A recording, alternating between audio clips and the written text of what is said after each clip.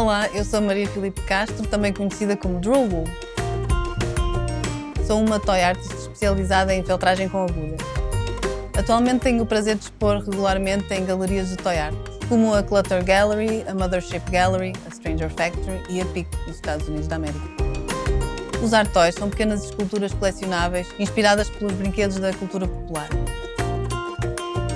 A partir da lã e da agulha concebo peças bem-humoradas com temáticas relacionadas com a comida e natureza.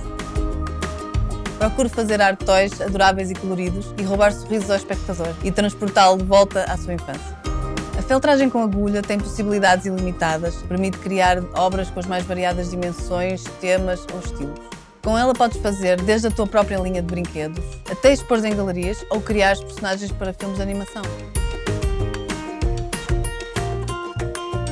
Neste curso da Doméstica vais aprender a fazer art toys feltrados com agulha. Irei mostrar-te na prática como desenvolver o design dos teus personagens, desde a ideia inicial até à produção.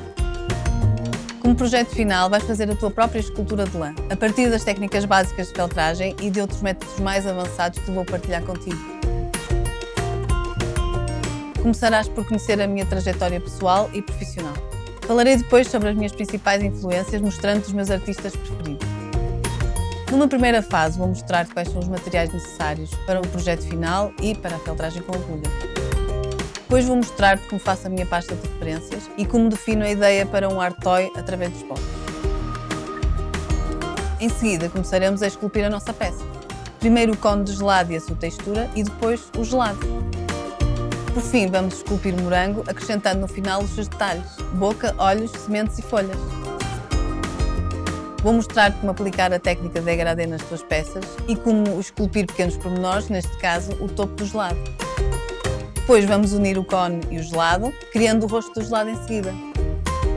Numa última fase vamos unir as duas personagens num abraço apertado. Por fim, vou dar-te umas dicas de finalização e conservação das tuas peças. No final deste curso vais ficar a saber dar vida às tuas personagens com as tuas próprias mãos e com muita imaginação. Vais precisar de lã, pasta de enchimento, agulhas de feltrado de diversos tamanhos, giz-ato, esponja de feltrar, tecido de flanela, tesoura, rolo para pelos, escova de cardar, pinça e alicate.